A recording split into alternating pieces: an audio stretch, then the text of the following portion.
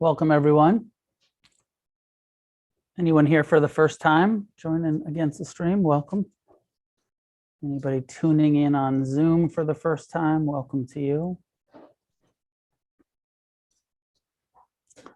The Against the Stream and the Monday night class has several intentions. One is to teach you about Buddhism, a place to come and learn about the core teachings of the Buddha, to practice meditation together, get some instruction, some support, some encouragement.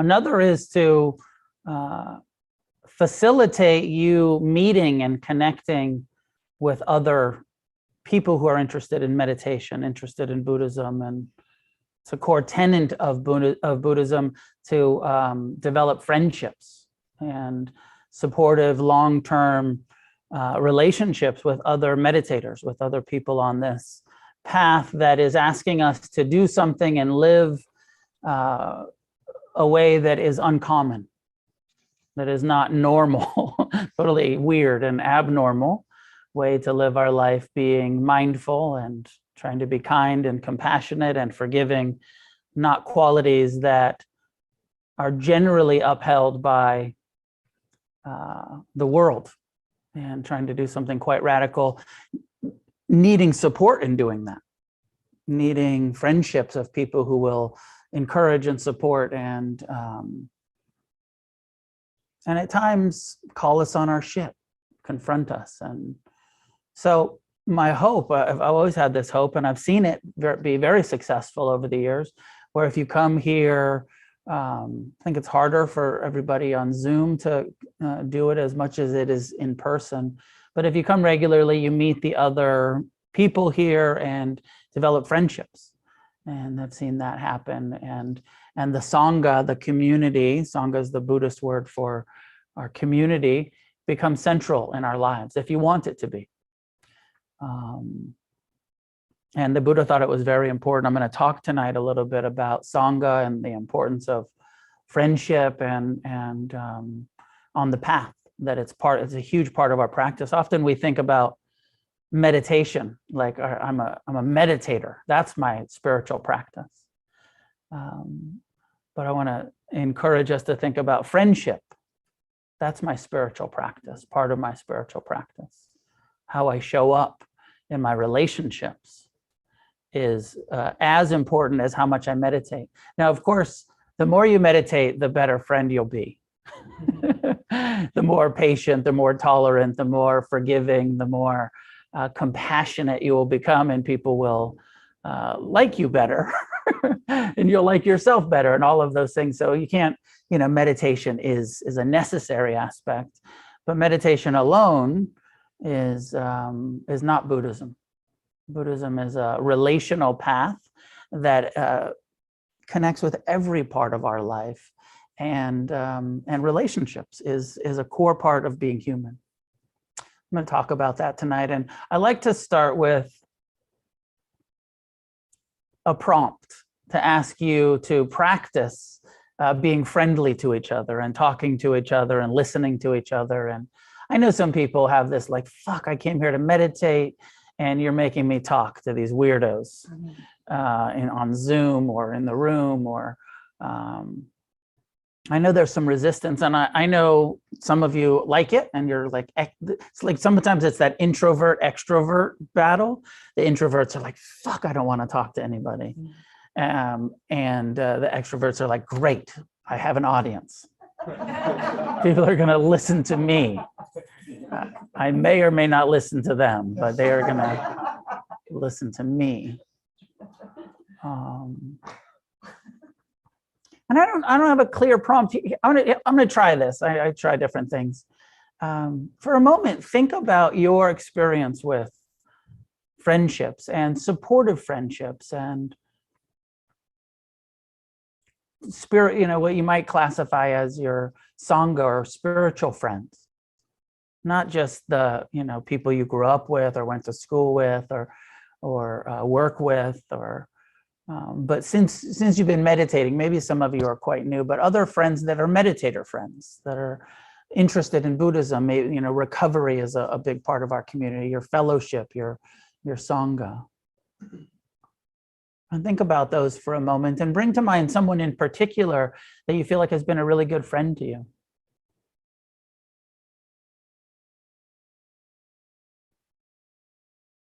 And it might be hard, right? Like sometimes your mind goes like, fuck, nobody's been a very good friend to me. Or hopefully, or maybe your mind goes, oh, I got a long list actually of people that have been quite good friends to me, quite supportive and encouraging. And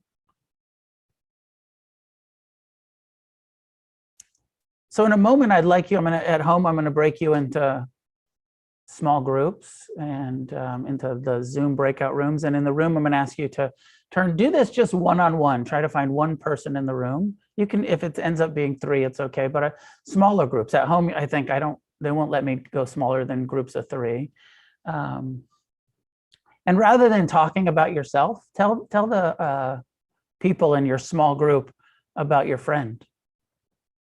What are some of the qualities that you've appreciated about this other person? How they've supported you and tolerated your shit over the years, and been loving and kind and maybe forgiving. Maybe, you know, in most relationships, there's some conflict.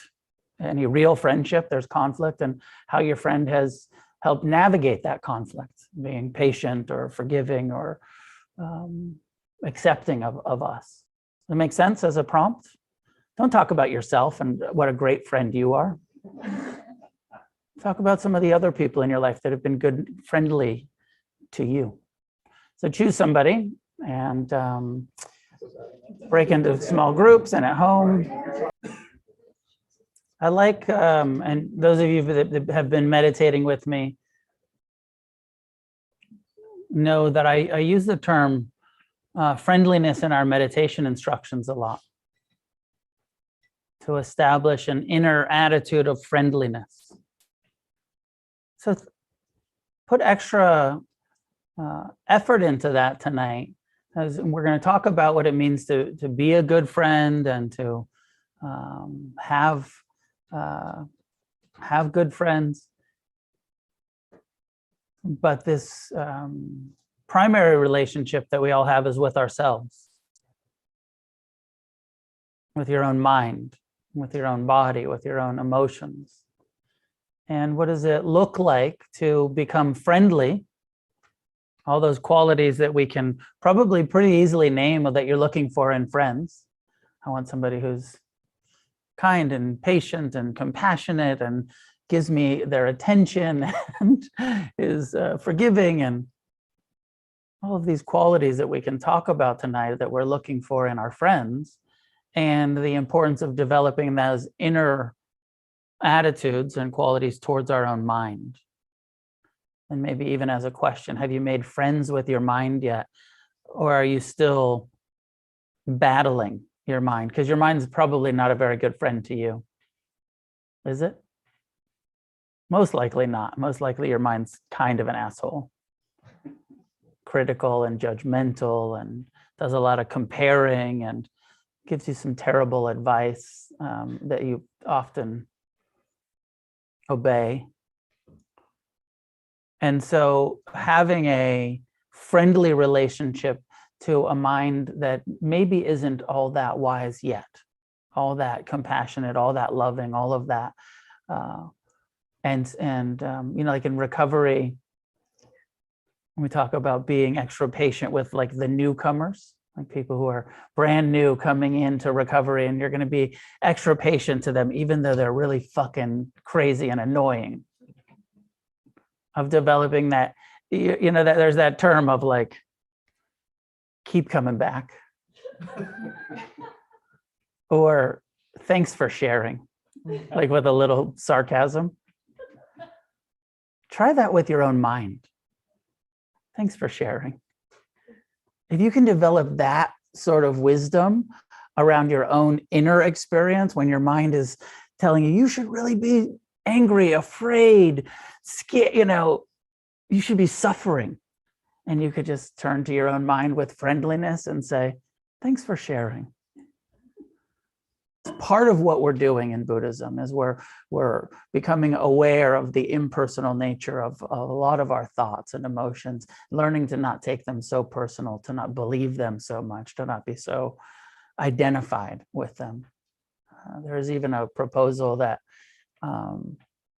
some Buddhist teachers have said that maybe the whole reincarnation and the end of reincarnation, that the goal of Buddhism, it says, you will enter the deathless. If you get enlightened, you'll be free from this cycle of reincarnating. And some Western psychological minded teachers have said, like, maybe it's as simple as no longer incarnating as your mind and believing, I am this mind. I am these thoughts and these feelings and it's a huge part of what we're doing. And having friendliness, having a friendly relationship to your mind, even though it's not such a good friend to you all of the time. Being patient and tolerant and loving to our own minds. So let's meditate and develop that skill and hopefully improve our friendliness. And then we'll talk about friendship and relationships and Sangha and after we meditate. So find a way to sit that's upright, relaxed. And the relaxed part is important, finding that posture where your body is upright. But as an act of friendliness to yourself, let go of the tension in your brow, in your jaw. Release your shoulders, your chest, your belly. Let the flesh of your body hang loosely around the skeleton. Upright, but soft. Soften your belly with each exhale.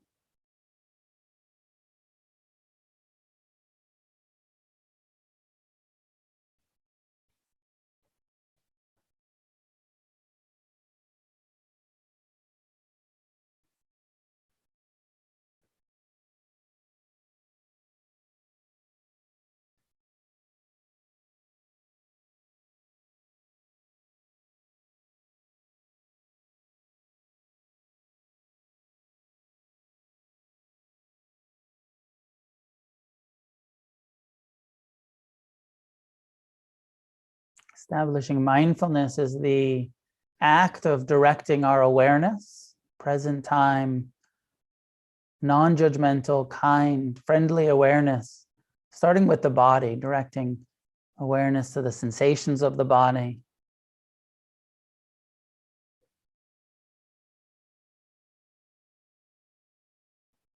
Breathing in, knowing that you're breathing in, feeling the sensations of the breath. Breathing out, knowing that you're breathing out. Not lost in thought about future or past, but here, present, mindful of the body, sitting, breathing.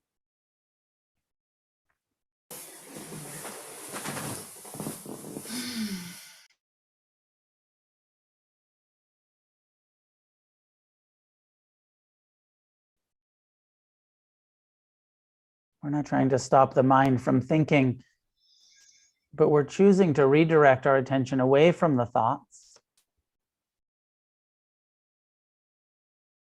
Let the thoughts be in the background. Let your attention be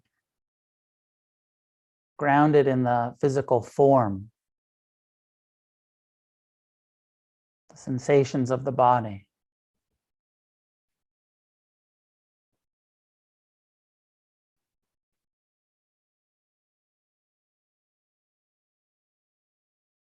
And for most, the breath is a good anchor to the present time experience. Receiving the breath with friendliness.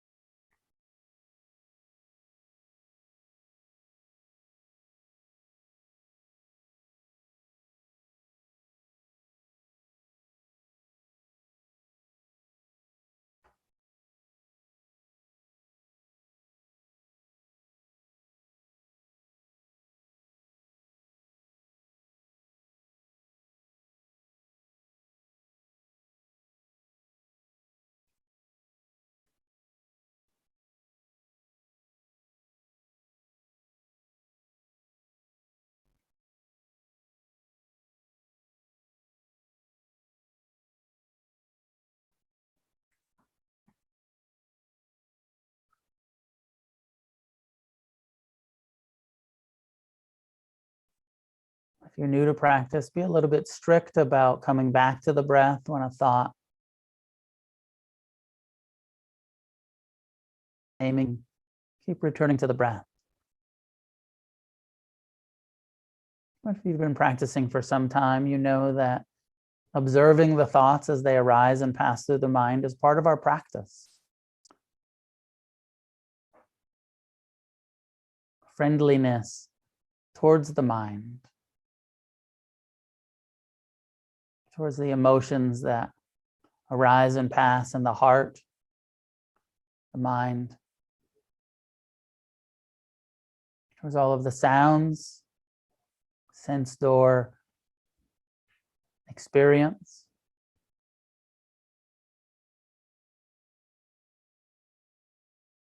It can be good to just keep it simple with the breath for the first few minutes of a sitting.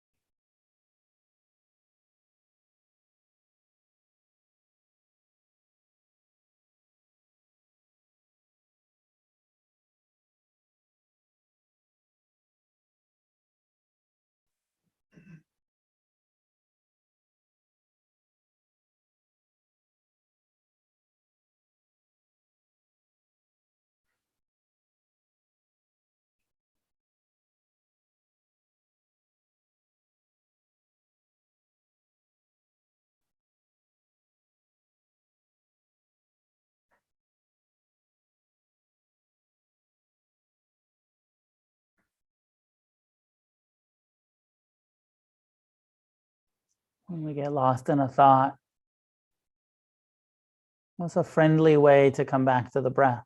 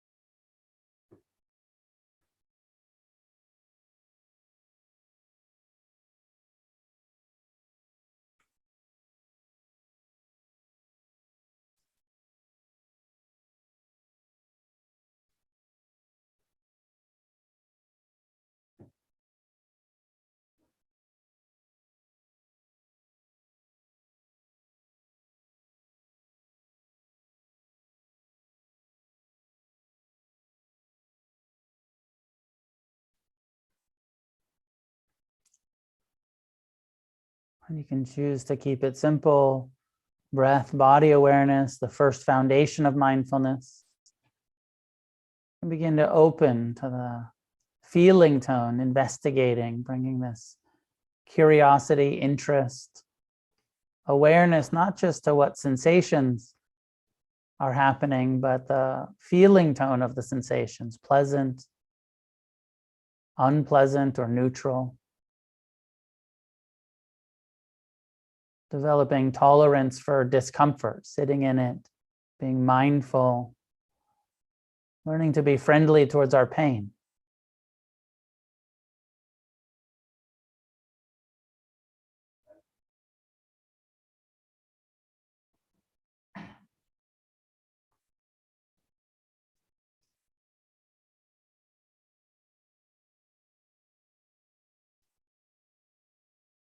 If our experiences are pleasant, the friendly, the wise relationship to pleasure is non-attached appreciation, enjoying the pleasant mind states, sensations, emotions, without clinging to them. As an act of friendliness, we let go. Allow the impermanent nature of this experience to be.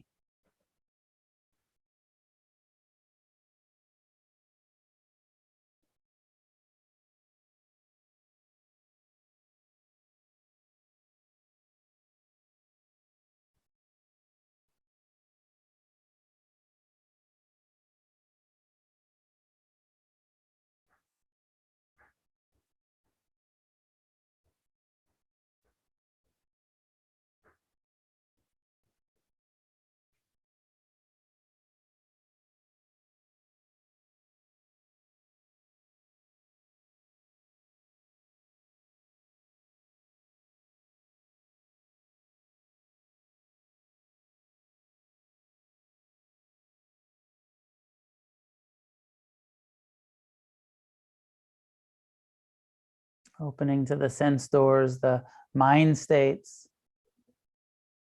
Third foundation. What kind of thoughts is your mind producing? Memories, plans, fantasies? And are they pleasant or unpleasant?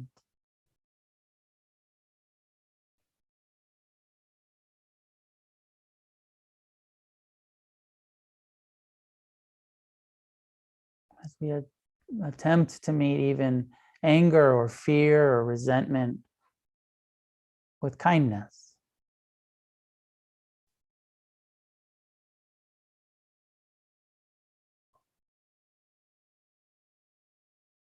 As we attempt to become compassionate and friendly towards our loneliness, our feelings of insecurity.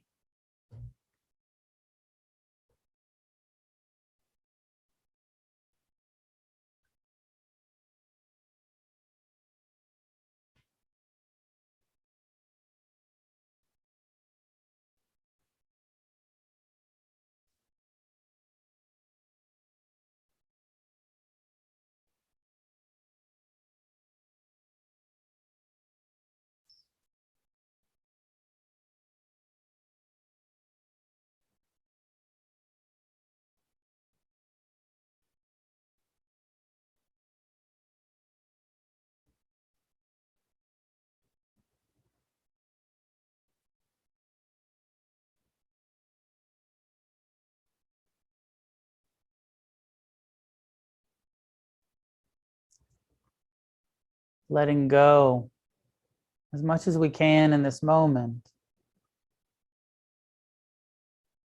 of our agenda for this moment to be any different than it is.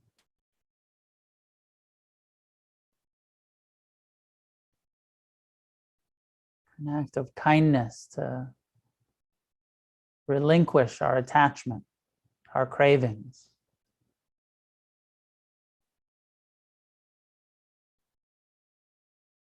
To accept this moment just as it is, this breath, these thoughts. these sounds, these sensations.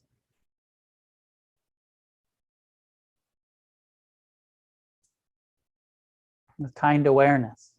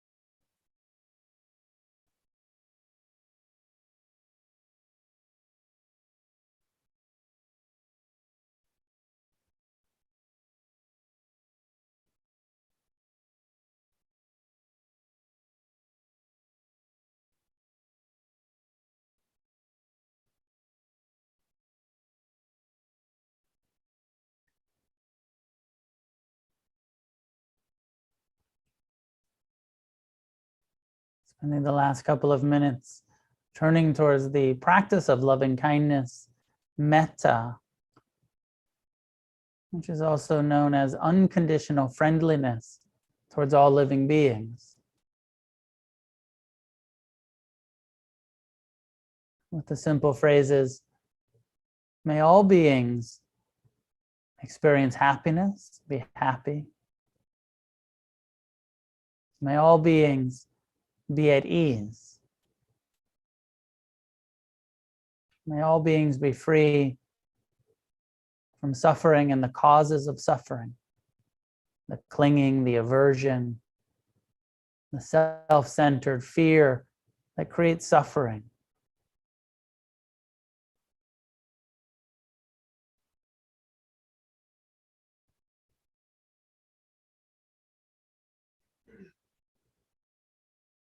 May all beings be happy.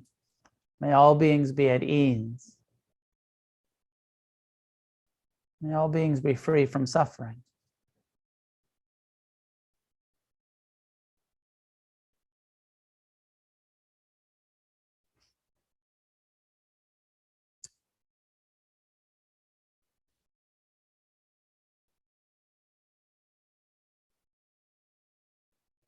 Extending this in all directions to our friends, our family, the unknown masses of humans, into the animal realms, the sky, the sea, the earth.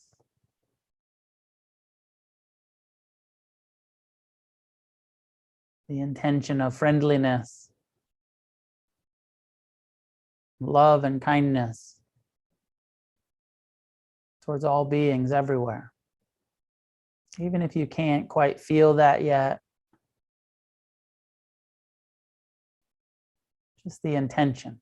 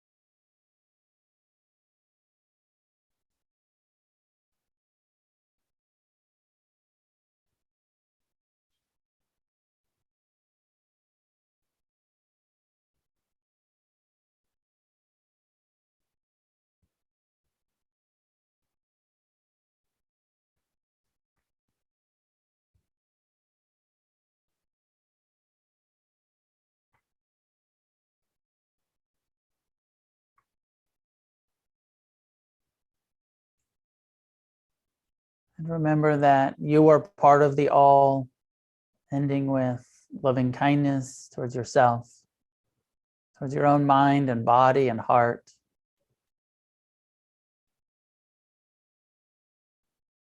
Wishing yourself happiness, ease, freedom.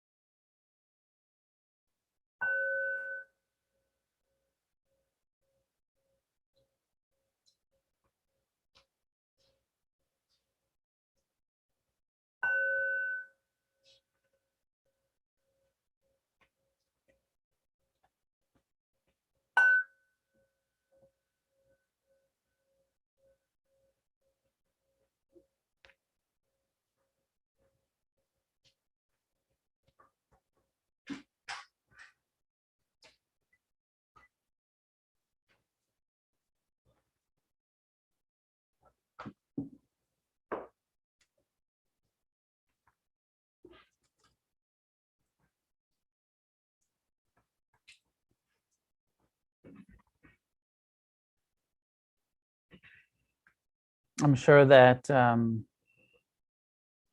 as a teacher, I project my experience on others. I had such a difficult time in my early years of meditation dealing with my own mind, and my mind was so unfriendly that I assume that that's true for others. But I am also aware that I could be wrong, that actually some people come to meditation not quite as fucked up as I was. And maybe your mind isn't as abusive and unkind and unhospitable to you. as mine was to me in the early years of my practice. I hope that's true for you. My experience was that I felt, it's a little dramatic, but I felt like my mind was trying to kill me in a lot of ways. And literally I was a bit suicidal, and my mind was often saying, like, you should kill yourself. So it's not just drama, it was actually my experience where my mind was like, just end it. And I can remember early meditation experiences where my mind would just be so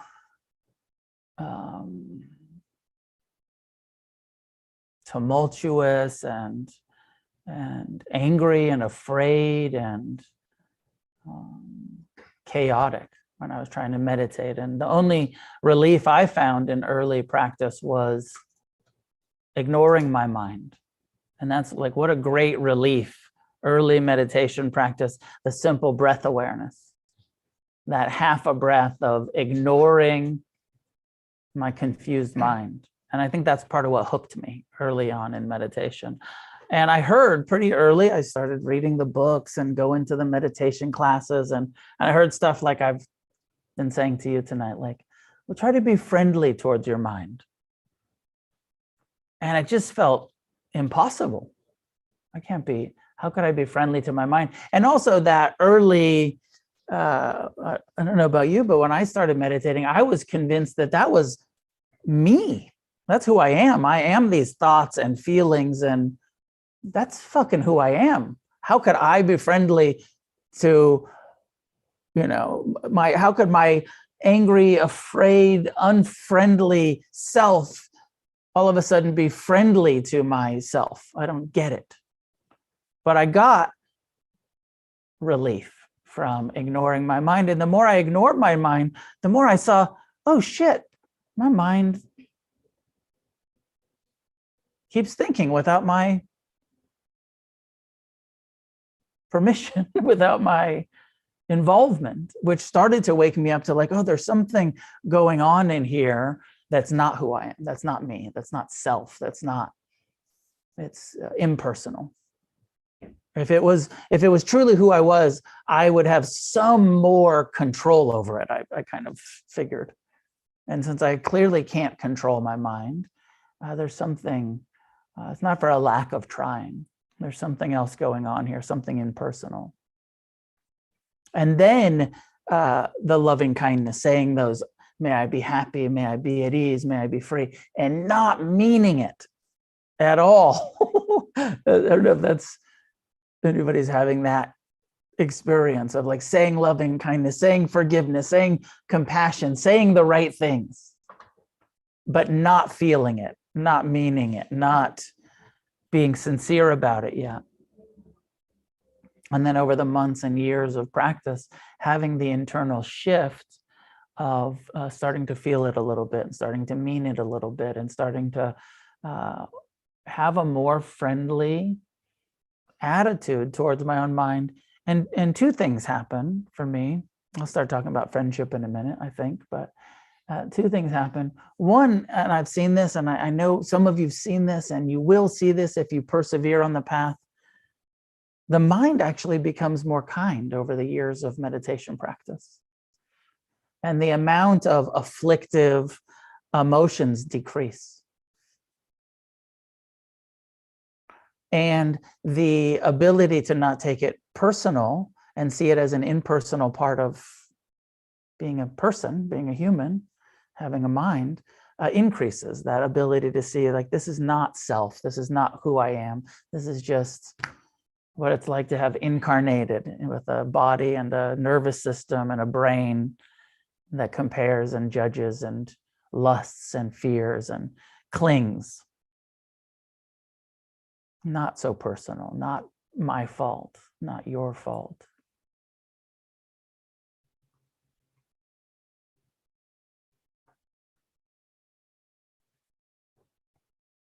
Does it make sense what I'm saying? Like this path towards internal friendliness.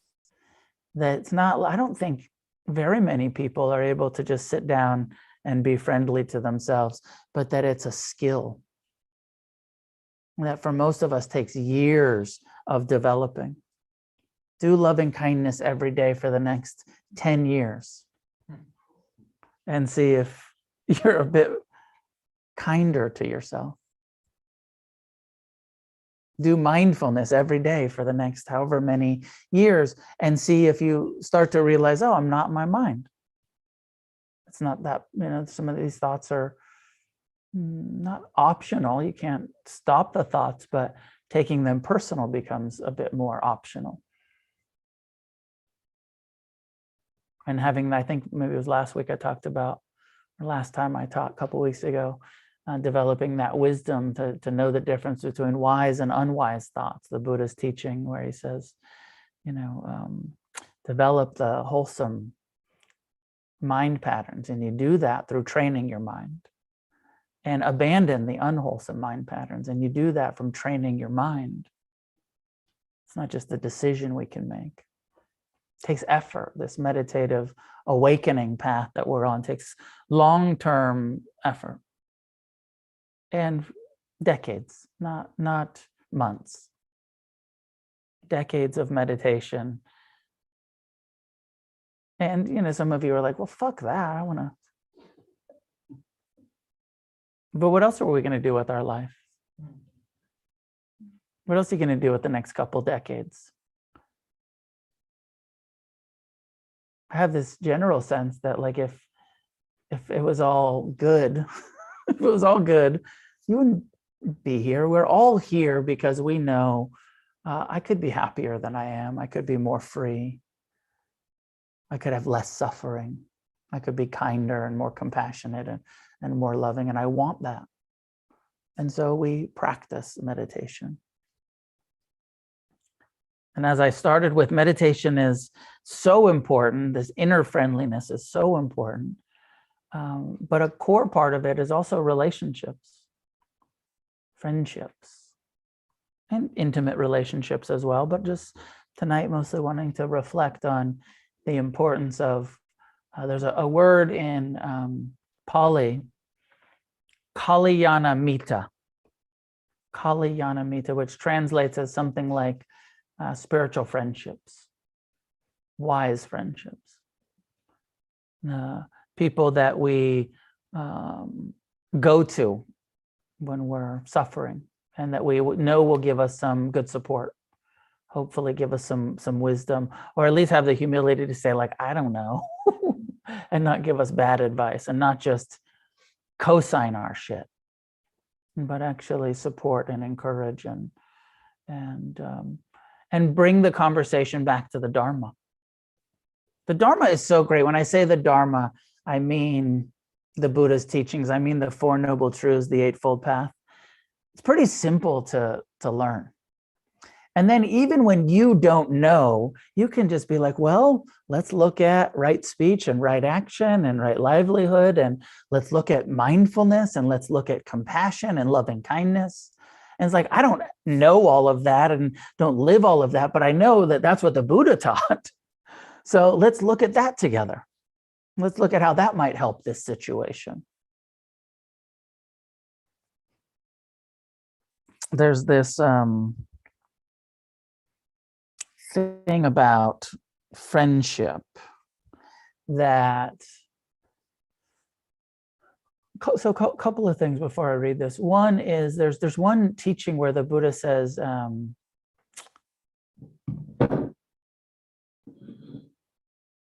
there's the Buddha's nephew is his attendant.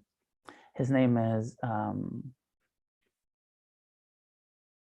Ananda. His name is Ananda, I think. Yes, he's having a brain fart there.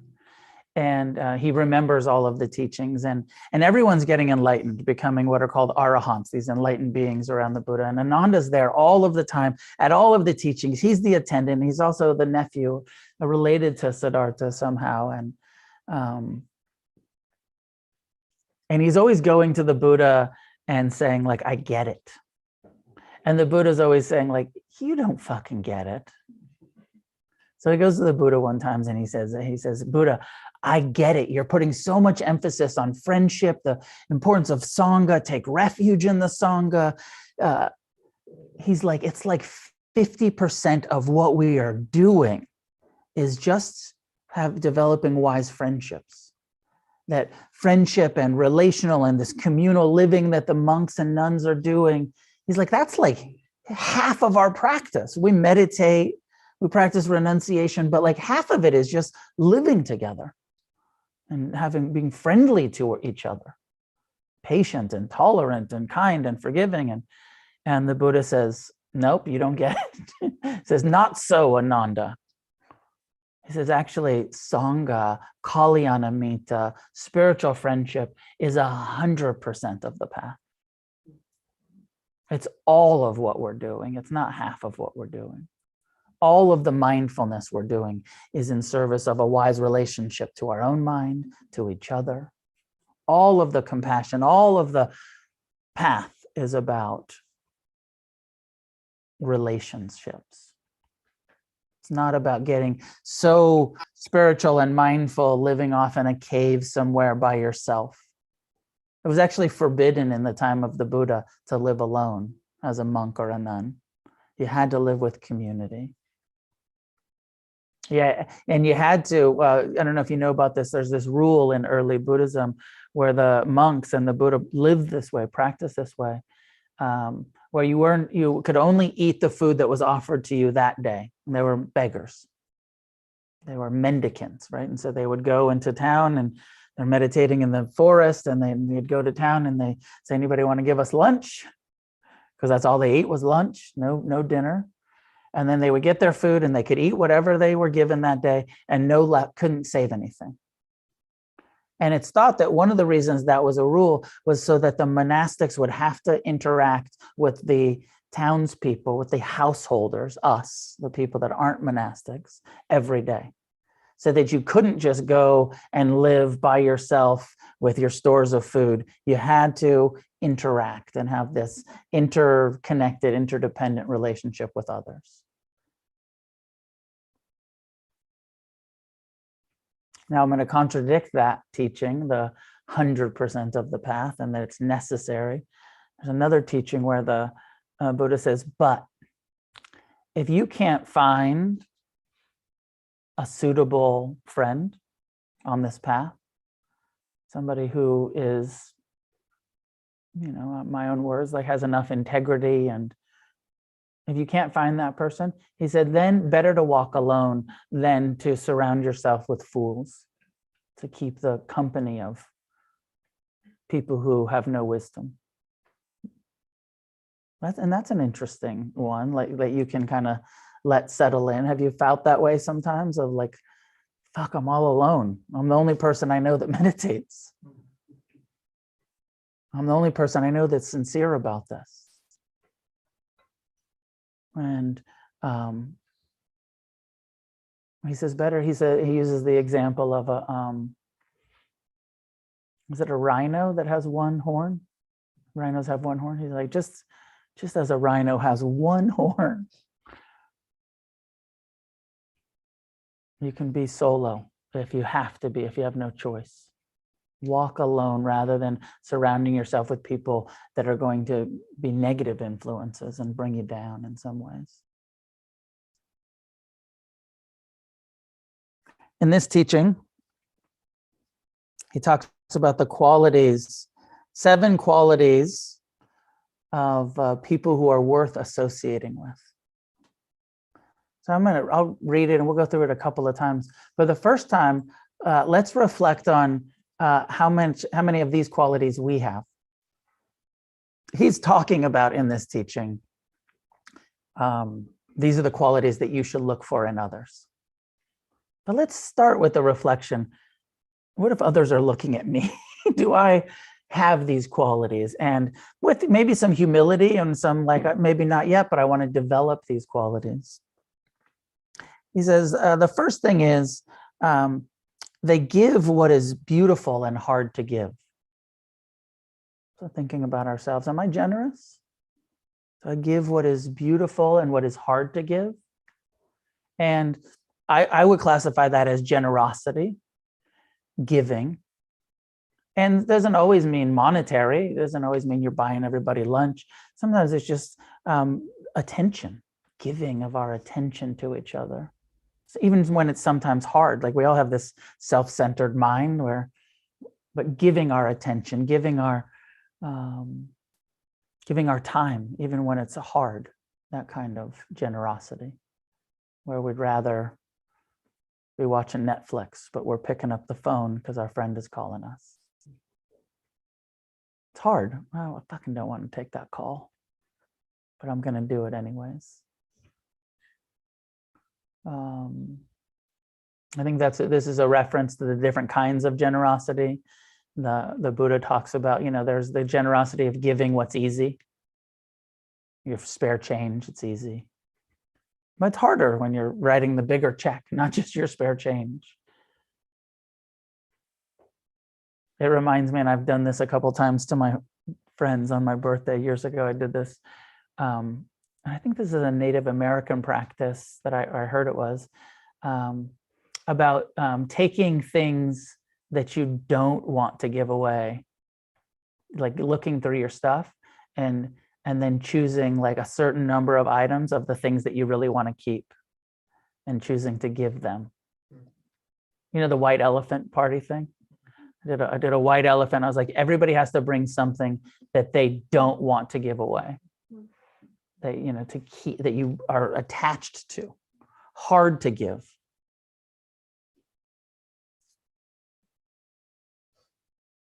And so thinking about it, do I do that? Do I give what is beautiful, what is hard to give?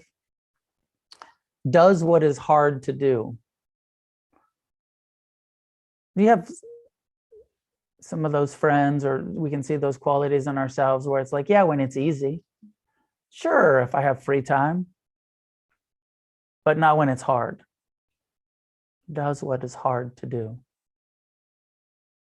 I don't know exactly what this is referring to, but even practice, even like showing up to Sangha on Mondays, or going on retreat, or practicing renunciation, or some of the practices. It's hard. Meditation, renunciation, or it's hard to do. I want to be around people that do that. I want to do that in my own life, and I want to be around people that are committed to difficult practices. I've thought and said that one of the reasons that I started Buddhist practice, as I got into recovery, and I got a little bit of relief from prayer. I remember when I was first doing like the 12 steps, and they're like, do this prayer and turn it over. And I remember getting a little bit of relief from it. And I got a little bit of relief from mindfulness. And then I was, as a addict and as a novelty seeking intensity junkie, I was like, I want to do the hardest shit there is. I'm going on silent retreat. And like, I feel like a prayer, like a yoga class is like such a cheap buzz. It's like a fucking wine cooler. It's like, but I like heroin. I really love heroin. Crack cocaine. It's delicious. And I'm, of course, biased, but I feel like what we're doing, Buddhism, silent meditation, retreat practice, renunciation, living a life of nonviolence, of honesty, of integrity, that like this is hard. This isn't the easier, softer, quick fix, right? There's a whole bunch of places down the street in Venice where, they'll promise you bliss, and they'll lead you in a beautiful, distracting meditation that'll feel really good. And we're sitting here being like, nope, just feel your pain. Turn towards your loneliness. Observe your mind's tendency towards unworthiness. So I don't know if the Buddha is referring to that, but I like to frame that as like what's hard to do. These practices that Not very many people find meditation easy. And I tend to think if it's too easy, you might not be doing it right. If all of the time meditation is just like rainbows and butterflies, you might not be paying attention. Does what is hard to do, endures painful and ill-spoken words. How are you when somebody I don't know what speaks ill towards you, disses you, endures painful and ill-spoken words? How are you in conflict? How quick are we to defense, to boundaries? You can't fucking talk to me that way. You know who I am, who I think I am. And I think that this is important because there's a whole other conversation about boundaries and self-esteem and, but that even in healthy relationships, there's going to be conflict. And at times there's going to be ill-spoken words. You're going to be offended. And that's part of our practice. And part of our practice is to at times endure it, to accept, rather than go too quick to like this current sort of like, that makes me feel unsafe. Like, that's my practice actually, to feel unsafe sometimes. It's my practice to endure conflict, to face it, to be with it.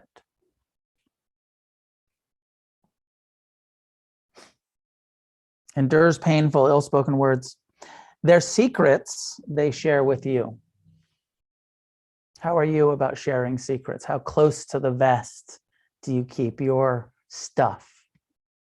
With those appropriate, are you pretty transparent, pretty honest, pretty sharing your secrets? Your secrets they keep. So turning that around, how are you at holding other people's secrets? Do you keep it, or do you have some leaks? Well, I'm mostly going to keep it, but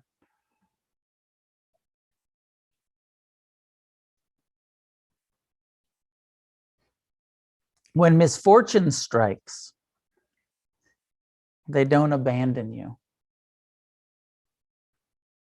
So again, looking at ourselves, how are we with people when misfortune strikes?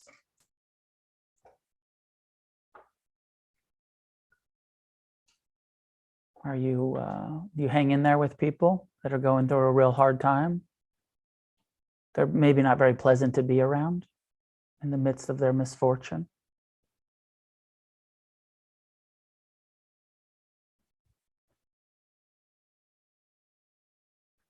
When they're down and out, they do not look down upon you. How are we with our friends who are down and out in the midst of crisis, misfortune, relapsing, whatever it is? Do we continue to show up? So important reflections for all of us, and to say like, oh yeah, no, I'm pretty quick to avoid people who are suffering. I don't like to deal with it. I'm pretty quick to gossip when people tell me their secrets. I like the power of it and I share it. Maybe I'll even use it against them later. Hopefully not, but maybe looking at that. So then looking at this list from the Buddha, who says, a friend endowed with these 7 qualities is worth associating with when we're developing relationships, and especially Sangha relationships and Kalyanamitta, spiritual friendships, and looking around. And through this lens, I want to associate with people who are generous, do what's hard to do, who have the ability to endure painful and ill-spoken words, for when I do talk some shit to them, that they'll forgive me. Because, you know, we can be messy too. Yes, we have right speech and we're all trying to not do that. But the reality of relationships is it's going to be messy. And if you get upset, you might say some shit you don't, that's painful. Looking for people who are honest about their secrets, keep your secrets. Looking for friendships that when misfortune strikes, they don't abandon. When you're down and out, they don't look down upon you. It's not pity, it's compassion, it's empathy, it's being there with you in it. And he ends, he says, a person in whom these traits are found is a friend to be cultivated by anybody that's wanting a friend. So I think it's so important to put our own look at ourselves and say, do I have these qualities, with humility, and say, not yet, but I'm developing them. And then look at other people that we're developing relationships with and say, like, they don't have all of these qualities, but it looks like they're working on them. They're trying. And if you're very fortunate, maybe you have some people already in your life that have these qualities, that are there for you no matter what, are generous, are kind, are have the integrity of keeping the secrets. And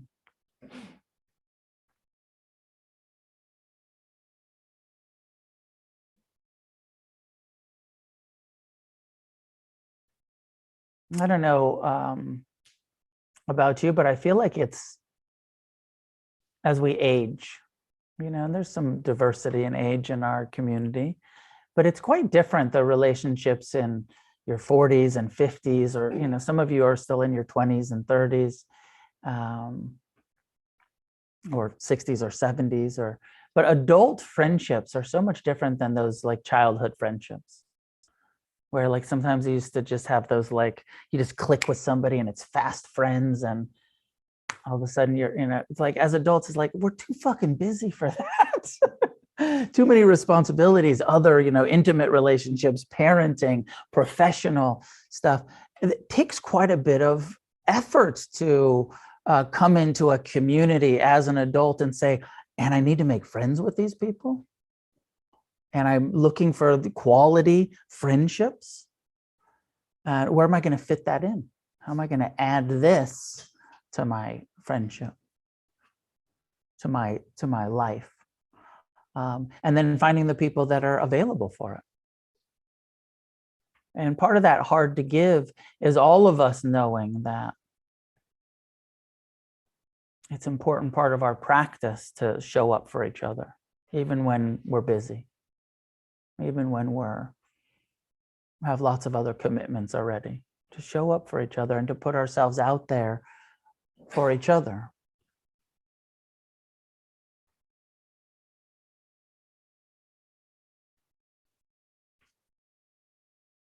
Some of my thoughts about the importance of what we're doing, the relational aspects of the Buddhist path, the Buddha's encouragement to develop friendships as part of our spiritual awakening, not as some sort of separate, you know, extra credit, but that as a central part of what we're doing is making these friendships with each other and making this friendly, creating this friendly attitude towards ourselves.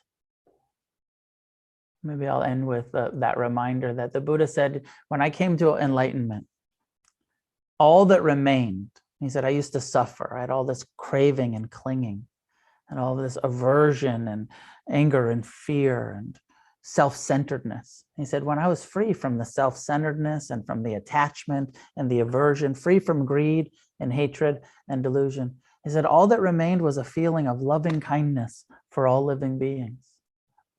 Metta, which is unconditional friendliness.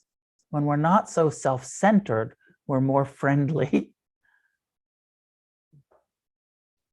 When we're not so attached, we're more friendly. When we're not so aversive, we're more friendly. He said also compassion and equanimity and appreciative joy. And these positive emotions are the outcome of the freedom that we experience in this path. So I'll open it up if there's any questions or clarifications or comments or anything that you'd like to talk about. Stuff I didn't address, or anybody at home, if you have a question, you can raise your hand in the. There's one in the comments. Okay.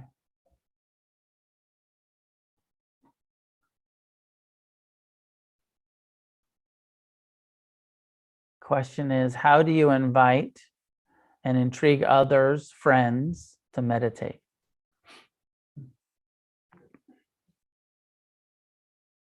It's a great question and a common question. And I don't know if I know the answer. My own experience has been that my commitment to my meditation practice, my Buddhist path, has naturally intrigued many friends.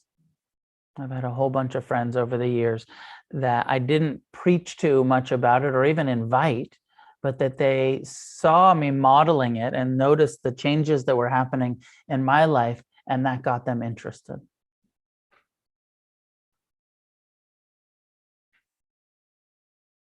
That's been my experience. So, Jesse, I would think that as you practice more and model it more in your own life, that you'll see that some of those people around you will get interested, and some people never will.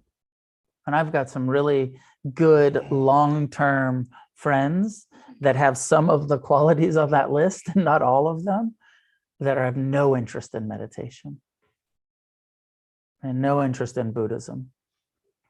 And they're not Kalyanamita. They're just homies that I've known for a long time, and that we're more interested in talking about motorcycles and poker than the Dharma. And I maintain those friendships, and I like having those friendships, but they're not this quality that we're talking about here. Please. Yeah, just this was like this talk, and the one about the part about what's your reaction? I think it was something like, what's your reaction when someone's like, talking smack or whatever. And man, this has been a tough one for me. I've done a lot of work on this, and it's gotten a lot better. Just I guess from I think I know the answer, but maybe from a Buddhist perspective, I still fall into that trap of like, whether it's someone I know or someone that I don't know, and let's say they're talking smack or something, crossing a boundary or whatever like that. And sometimes I'm okay with just, it's all good, it's not personal. But sometimes I suppress, and it's like the anger sits there, and then it comes out of nowhere. And I'm not really I don't really blow up, but maybe my question is, I guess, like, from a Buddhist perspective, how do you maybe safeguard against suppression rather than actually, being okay with it? Let's see if I can repeat part of it for the people at home that probably couldn't hear you. Question is about like when in conflict, and this suggestion like to be tolerant of it and to bear it and endure it, I think is the way that it's said in that. And that's difficult, and that how do we know the difference between enduring and suppressing and kind of bottling it up, and what is the practice to help us with that?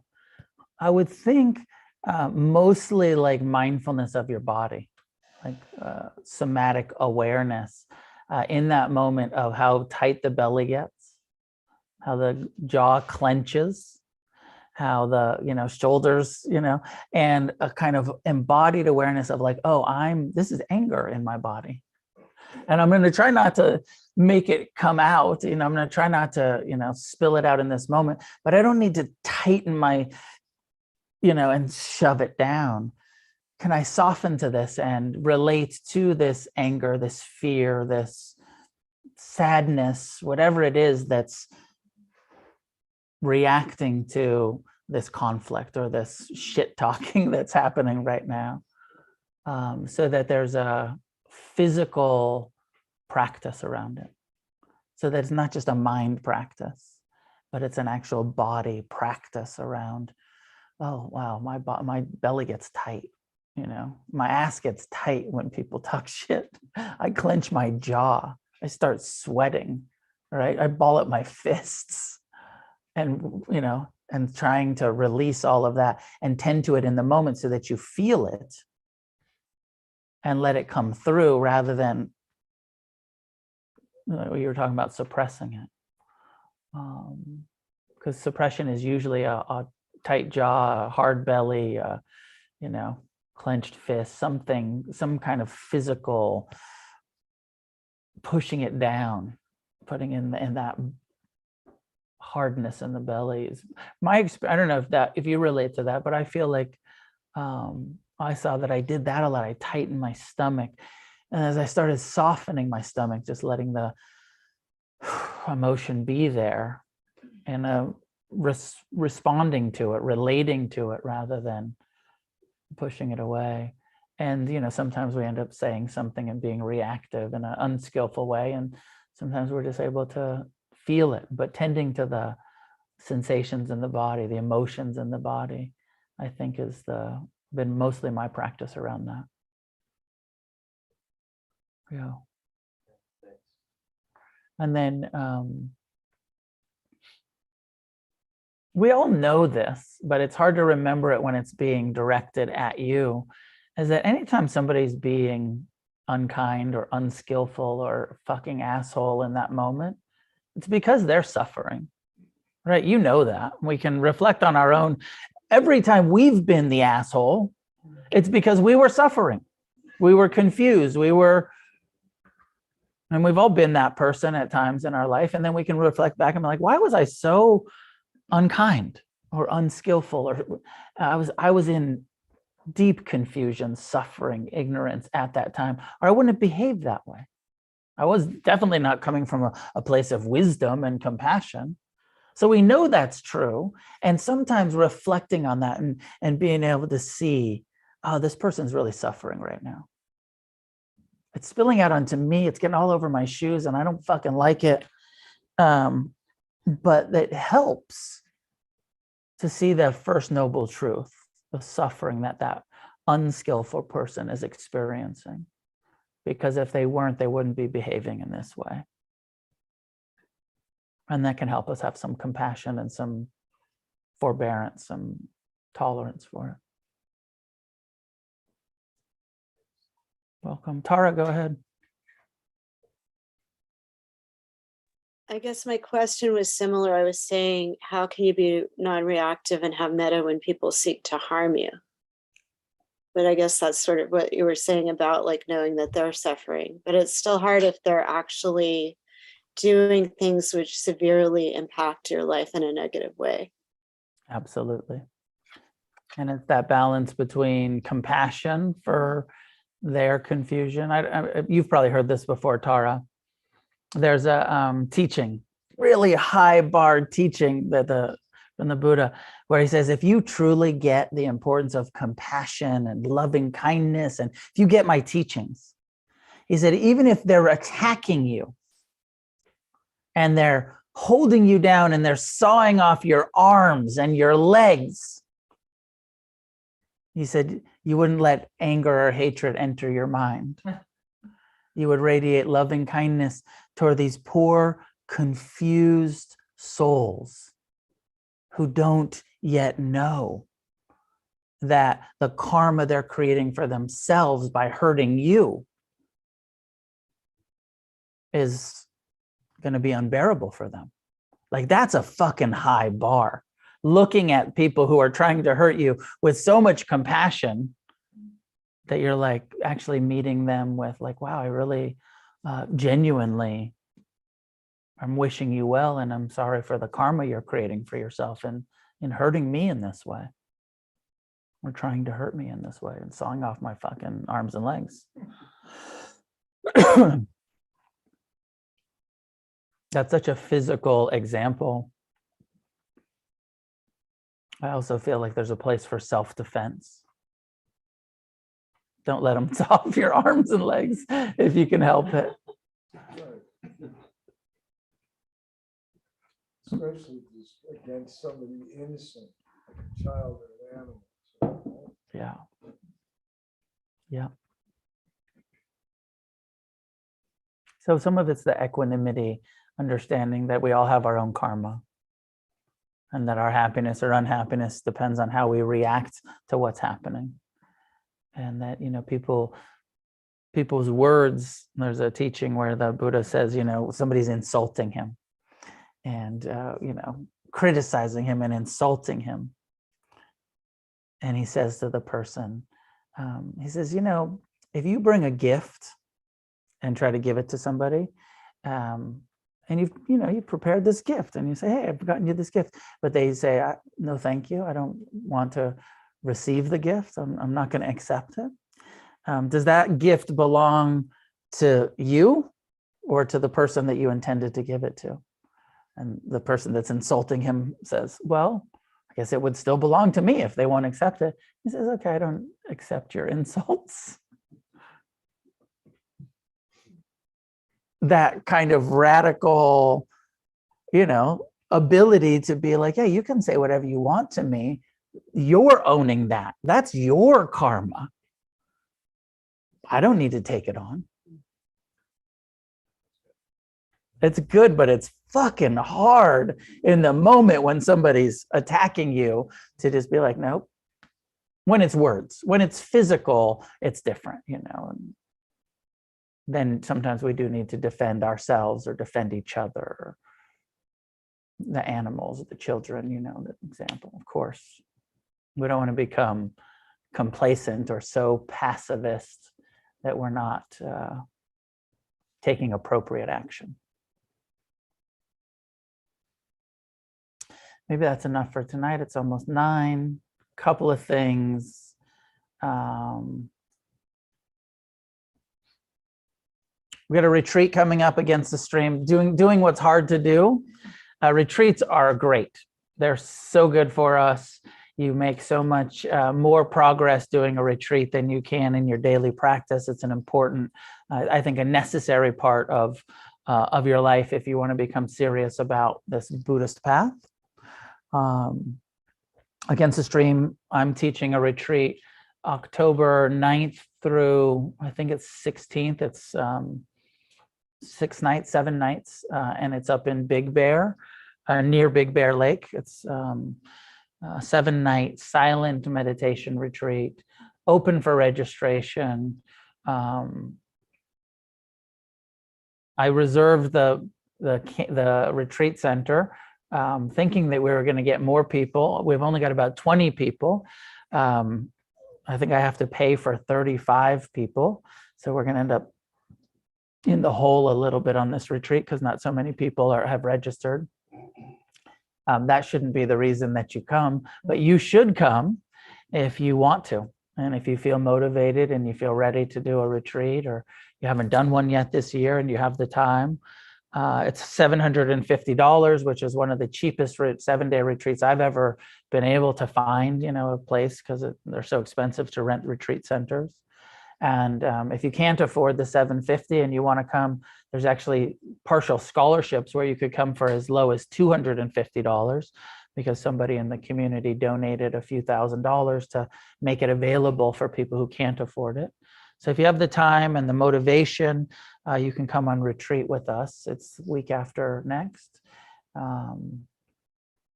Registration is available. It's on the website. If you're on Zoom, it's in the... How do those retreats work? So we do sitting meditation and walking meditation all day. We have the 3 meals. I give the instructions, kind of like I did tonight, and I give a talk in the evenings. And the rest of the time, you're just in sitting and walking meditation practice. and you're with a whole, bunch of other people, 20 or 30 other people, and everyone's in silence. We actually go, it's called noble silence, where we don't do any reading or writing or listening to no electronics, anything like that. So you're just meditating, sitting meditation, walking meditation. The food becomes an eating meditation. And there's a relational quality to it, even though you're in silence, because you're with all these other people and roommates, and we even avoid eye contact so that you can bring your full awareness into your own moment-to-moment experience. It's a little intense. I started doing them when I was 19 years old. If you're an adult and you're like, I can't do that, I didn't think I could either, but I started doing it because I wanted the heroin of spiritual practice. And so I kept doing it. And, 30 years later, I'm still doing it. I'm not only teaching it, but continuing to attend them. And it's such a powerful part of our practice. Question. If I had to work on that Thursday or something, is that would it be wrong to work some of it and not all of it? Yeah, you pretty much have to attend the whole thing. You got to get free for the whole week. Someone else was like, oh, but I'll work while I'm, in my free time. I'm like, no free time. And you got to be silent the whole time. So hard to work silent, including not being able to do any emails or anything. So yeah, you got to give your full time to it. So a few days isn't worth it. It's worth it if it's a few day retreat. It's just a little disruptive to have people coming, leaving early, or it's like you form a community and then you stay for the whole thing. Soup to nuts, as they say. So come another time when you can come, or get work off on Thursday. You do have a November 12th, I think. It's a one-day silence. And I also have a one-day, thank you for the reminder, in November. Both of those are available for registration on the website. Lastly, Against the Stream is supported solely by your donations. Nobody else is paying for this for us. We pay for this, rent and electricity and salaries for the couple of employees that we have. So be as generous as you can. Suggested donation is $20. If you can give more, please give more. If you don't have $20, know that you're welcome to be here regardless. Tara is our volunteer and she'll be at the desk. If you want to give cash, there's a bowl for that. There's QR code for the Venmo or the PayPal you can do, or you could slide a card. She also has a Square reader if you want to do a card. At home, you need to go through this link here in the chat over to the donations page, and please offer a donation to support Against the Stream. And I hope some more of you decide to come to the retreat, and I will be here next week, and I'll see you then. May any goodness that comes from our practice be shared outward in all directions with all living beings. May each one of us get as free as possible, be as friendly to ourselves and each other as we can be. And together, may we create a positive change on this planet.